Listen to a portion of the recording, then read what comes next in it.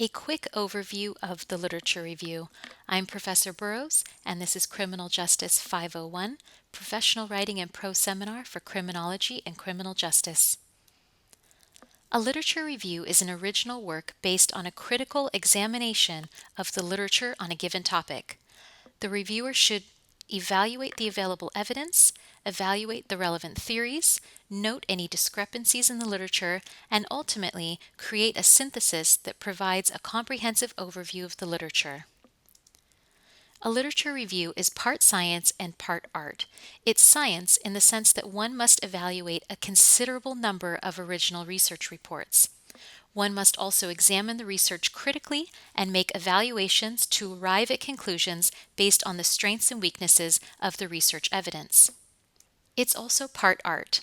To ensure that a cohesive synthesis results, one must make sense of a body of literature which requires subjective judgments regarding which sources to emphasize, how to combine the information from various sources, and how to account for gaps in knowledge on your topic. The quality of the literature review is dependent upon the writer's clarity of purpose and focus on the research question, the thoroughness of the writer's search, the quality and reliability of the writer's sources, the degree to which the writer provides synthesis, that is, relates the research studies to one another and to the paper's thesis and purpose in meaningful ways, and the objectivity of the writer in selecting, interpreting, organizing, and summarizing the research that he or she has reviewed.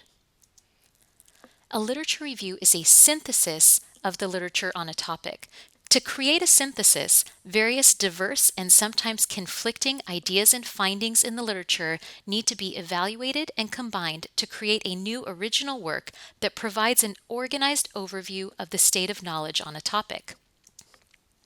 In other words, a synthesis relates research studies to one another in meaningful ways. How are they alike? How are they different? And what are the gaps in the research?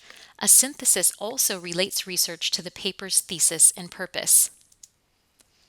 How is a literature review different than a research paper? In a research paper, you support your own argument. You attempt to persuade your audience to share your perspective. In a research paper, sources are usually limited to a few that are used to strengthen the writer's argument. In a literature review, you convey what researchers and scholars are arguing about a subject. You may still have an argument, but it's the result of the research, the conclusion that you've come to after conducting extensive research. In a literature review, you need to include a large number of sources to make your review comprehensive. How is a literature review different than an annotated bibliography? A literature review, like a research paper, is usually organized around ideas and themes, not the sources themselves, as an annotated bibliography would be organized. This means that you will not just simply list your sources and go into detail about each one of them one at a time. As you read widely but selectively in your topic area, consider instead the themes or issues that connect your sources together. Your thesis statement will not necessarily argue for a position or an opinion, as is true in a research paper. Rather, it will argue for a particular perspective on the material. For example, a research question would be, what is the relationship between drug use and domestic violence? The thesis would be, more and more scholars argue that treating drug abuse is the most effective way to decrease incidents of domestic violence. An abstract is a brief summary of a published work, typically about 100 to 150 words in length. Stringing together a series of abstracts does not create a literature review. Such a string of annotations fails to organize the information or evidence and show how various elements in the literature relate to each other. Step 1 in the literature review process is to select a topic. You always want to consider personal interests when selecting a topic. You can also examine textbooks for topic ideas. Most broad topics in textbooks are too broad for an in-depth literature review, so you'll want to focus on subtopics. You can also scan titles and abstracts of journal articles that would interest you. You'll also apply theory when writing a review. A literature review involves considering and describing any theories that have implications for understanding your topic. Additionally, a reviewer may focus on a single theory, focusing on the origins of the theory, areas in which it's been applied, and the extent to which research has validated the theory. You can also consider reviewing the literature on instruments or assessment procedures. For instance, tests, personality scales, questionnaires, etc. can be used to measure a topic.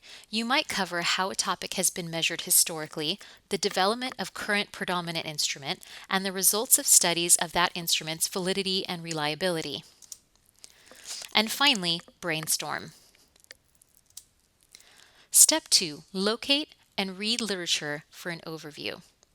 Locate literature on your topic and read it with a critical eye, specifically focusing on the following: which issues have been thoroughly covered, which issues need more investigation, which principles seem most firmly established, which theories have a bearing on the topic, and what are the implications of these issues. Step 3. Establish a specific purpose for your review. The purpose of your literature review should be addressed in the introduction. For example, the purpose of this literature review is to 1. Trace the history of scientific developments, including relevant theories that resulted in the development of treatment X. 2. Summarize and evaluate the legal and ethical issues involving the implementation of this treatment. 3. Estimate the overall degree of effectiveness of the treatment by evaluating the experiments in which the treatment was compared with a placebo. And 4. Describe the possible fruitful areas for future research based on the research conducted to date. Step 4. Evaluate and interpret the literature. Evaluate and interpret the literature that presents, tests, and/or builds on the theories related to your topic. You will build a table to summarize the literature. This will help you organize the relevant issues to aid in your evaluations, identify discrepancies, and overall, it will help you show how issues, studies, and experiments relate to each other and to the whole. A table will also help you track who said what, who agrees or disagrees with whom, and etc., since each relevant author will be cited in a parenthetical citation for each premise. For example, quote, "Closer relationships and more authoritative parenting by non-resident parents have in turn been found to be associated with better medium and long-term outcomes for children." End quote. Note in this citation, all of the sources that we found in our research who agree with this particular point are cited. This shows the scientific consensus on the literature by citing multiple sources for a single point. Also note in APA, the typical in-text citation is author's last name, comma, year. And here, when we have multiple sources within a single parenthetical citation, the sources are arranged alphabetically by author, starting here with Amato and ending with White and Gilbreth. And also note that we use a semicolon when separating the sources. So it'll be author's last name, comma, year, semicolon, then the next source. Step 5. Synthesize the literature.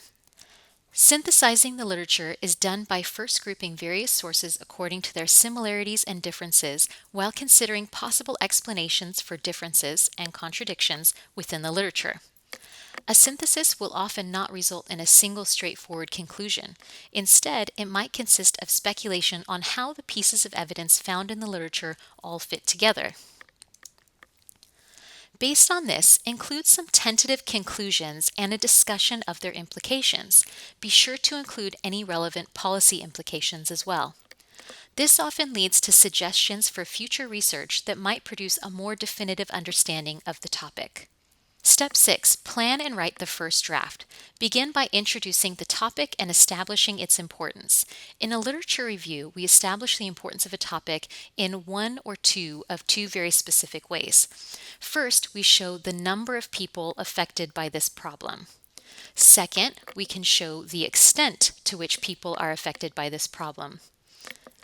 You'll also then prepare a topic outline with major headings and subheadings and write the literature review following the outline. Step 7. Have the first draft evaluated and revise it accordingly. The first draft of a review should be evaluated by others. A well-written literature review should be comprehensible to even non-experts, such as other students, who can often provide valuable feedback. Revising and in some cases entirely rewriting a review in light of this feedback is a crucial step in producing a high-quality literature review.